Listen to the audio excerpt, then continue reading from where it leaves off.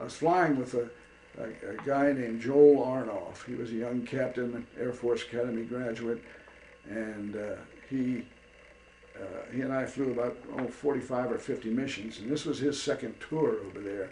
He was a great young warrior, and he was really a good pilot, just a great pilot, fearless, and would do some things.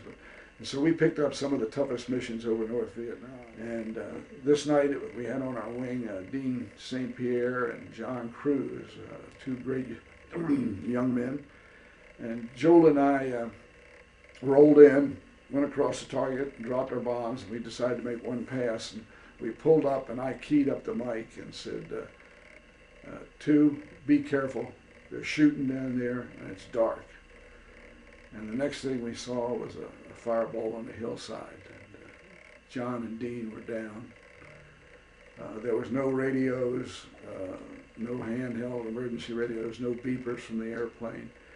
It was pretty obvious to me, anyway, that they were dead. And Joel pulled the plane up and put it in orbit, and we started screaming for help to find our buddies on the ground. And Joel wouldn't leave, and I kept saying to him, "Joel, we don't have enough fuel. We're bingo fuel. We need to go home. We need to go home." And he says, "Rodney, those are our squadron mates down there. They're the only ones that they have is us. And until we can get them some help, I'm going to stay here." Well, I was there, and he was the captain of the airplane.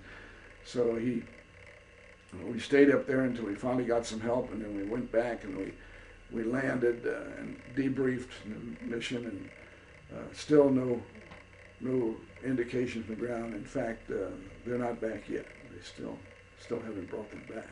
Don't know where they are exactly, out in the jungle somewhere. And so after that, Joel went to his rabbi, and I went to the bar. The next morning, Joel was ready to fly and fight again, and I had a headache. I just really did. Really loved flying, loved fighting, loved being with the guys that did that. Hated it when we lost somebody, and we lost several. And two on my wing, and I'll never forget them. Never forget them.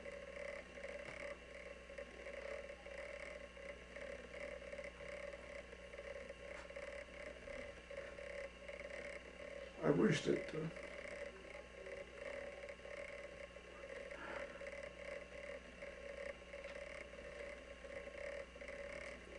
that John and Dean would come home.